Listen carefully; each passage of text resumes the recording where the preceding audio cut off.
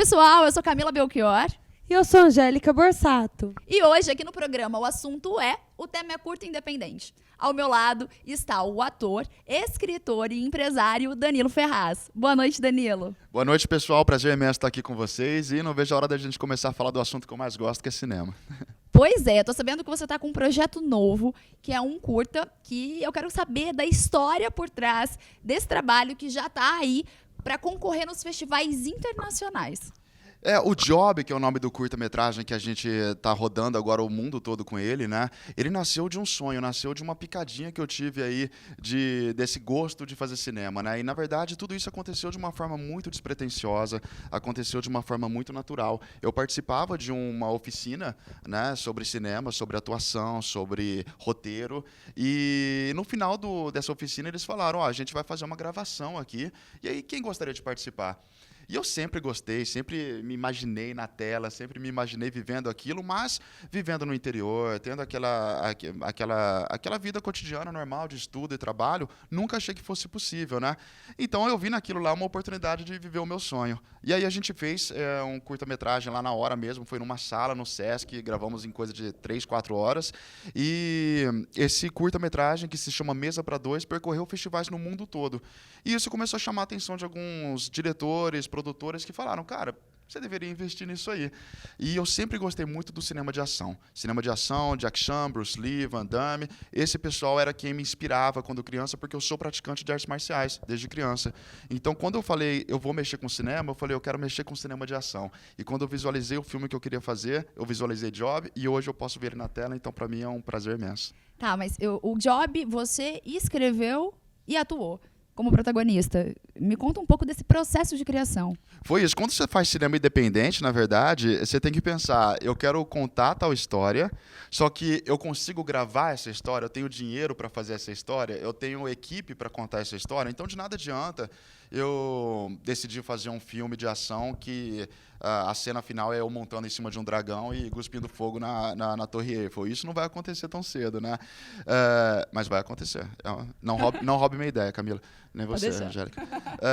Mas a ideia de fazer um filme, né, eu pensei como que a gente pode fazer um filme de ação, um filme divertido, um filme bacana, onde a gente consiga evidenciar o que a gente quer trazer para o cinema nacional, que é ação, entretenimento, um thriller mesmo de suspense, e contar isso dentro de temas que a gente possa bancar, ou seja, dentro de um orçamento, dentro de uma cidade como Rio Preto, e fazer isso com talentos locais, né? Então, tudo isso fez parte do desafio, e aí eu escrevi o Job, atuei nele, né? E contei com a direção do Adriano Ferreira, um diretor muito competente de Catanduva, atores da região e de São Paulo também. E como o filme tem muitas cenas de luta, nós tivemos lutadores profissionais de MMA participando, porque eu falei para eles, o que fica na tela fica para sempre. Então a gente não pode fingir, tem que acertar de verdade. O filme fala exatamente sobre o quê? Conte um pouquinho o que é esse filme, né? Certo, o filme, ele é um filme de ação, né? É um filme de suspense e ação, e ele fala sobre um funcionário de um escritório de advocacia que descobre no último dia de trabalho dele que os termos da rescisão dele levam à expressão corte de pessoal muito ao pé da letra.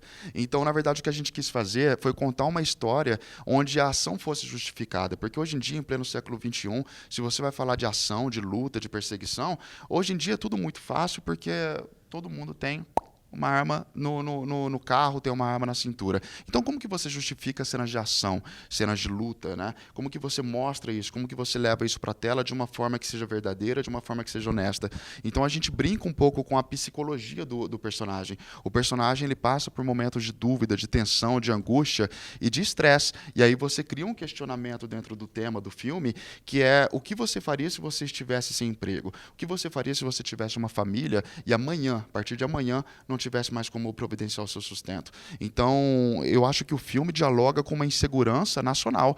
E muita gente que pode se identificar com isso, de olhar para um filme desse e falar, eu já tive nessa situação, de não saber como que ia ser o meu dia seguinte. E o filme trabalha isso numa forma de ação, numa forma de suspense, mas eu quis trazer um tema que houvesse uma relevância social também. Você falou agora que o filme que aconteceu, né? Já aconteceu isso com você, alguma coisa parecida? Conte um pouquinho para nós.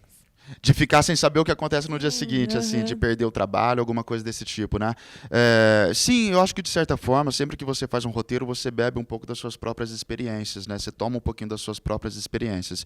E eu comecei minha carreira vendendo gibi na feira. Eu comecei com 10, 12 anos, né?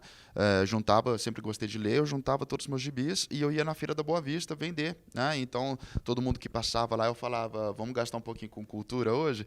E aí eu tirava lá meu trocadinho, né? Já, desde cedo marqueteiro, né? Aí eu tirava lá meu trocadinho, mas eu sempre acreditei que para conseguir as coisas que eu queria, eu ia precisar lutar muito, porque eu não nasci numa família de classe alta, eu não nasci numa família de muita influência. Minha mãe é dona de casa, meu pai sempre foi funcionário, então a expectativa que eu tinha era de justamente buscar o meu caminho, de lutar pelo que eu queria, né? E eu comecei vendendo gibi usado na feira e depois eu tinha um grande sonho na vida, na adolescência, que era de viajar para fora do país. Eu sempre quis viajar para fora do país. Eu sabia que para isso eu precisava falar inglês, só que meus pais não tinham dinheiro para pagar um curso de inglês para mim, então eu bati na porta de várias escolas de inglês e falava, olha, eu tenho 14 anos, eu quero fazer inglês, mas eu não tenho dinheiro. O que vocês podem fazer por mim? Então, todos eles falavam nada, né? Até que uma escola me deu a oportunidade de trabalhar como office boy em troca do curso de inglês. Então, eles me deram um curso de inglês e, enquanto isso, eu levava cafezinho, limpava o banheiro, trocava o lixo, fazia tudo. Então, eu sempre acreditei muito em você lutar por aquilo que você quer, em você realmente suar a camisa, pagar as suas contas, como a gente diz, né, como expressão.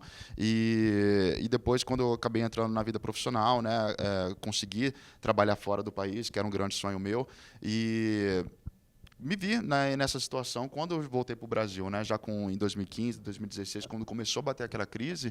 Eu sou formado em jornalismo e eu estava inserido já no mercado, mas eu queria fazer outras coisas, eu queria dar palestra, eu queria desbravar novos caminhos, queria escrever meu livro, que até então era só uma ideia, né, desde então eu escrevi o meu livro, e para fazer isso eu tive que pedir demissão, eu tive que parar de fazer tudo e apostar naquele meu sonho, de escrever livro, de dar palestra, de fazer cinema, e foram meses assim, onde você realmente se testa e você vê se a sua vontade é só uma vontade ou se ela é a sua missão mesmo. Sua vocação. É a sua vocação. Infelizmente, aí a gente está firme até hoje. Uma pergunta. Você teve apoio da sua família ou não? Eu acho que o apoio vem quando você começa a realizar um pouco mais, né? Quando você fala, por exemplo, você nasce em São José do Rio Preto, no interior, onde não tem um curso de cinema, onde não tem um curso de artes cênicas, e você vira para alguém e fala, olha, eu quero ser ator, eu quero fazer cinema, eu quero escrever um livro, eu quero dar palestra. A pessoa olha para você lá com 17, 18 anos e fala... Você é louco. Você é louco, né? Então, até a pessoa acreditar no teu sonho, você primeiro tem que acreditar, porque, respondendo a sua pergunta de forma direta, não tive apoio de muitas pessoas no começo. Hoje eles apoiam, mas eu não tomo isso como necessariamente uma coisa negativa, porque eu entendo que eu fui um pouco contra a maré, eu entendo que eu estava jogando um pouco contra as apostas, né? Eu não estava com as melhores cartas na mão, mas mesmo assim eu decidi fazer. Então eu acho que às vezes você entra em alguma coisa e não tem o apoio que você esperava, mas a gente não pode culpar o outro também. As pessoas à nossa volta, nossas famílias, elas também querem o nosso bem, e às vezes o bem que ela quer de você é não ver você quebrar a cara. Danilo, parabéns. Muito obrigada e boa sorte. Obrigado, Camila. Danilo, parabéns pelo seu belo trabalho, viu? Obrigado. Uma boa sorte. Obrigado, gente. E uma boa noite. É isso aí, pessoal. O assunto termina por aqui. Até o próximo.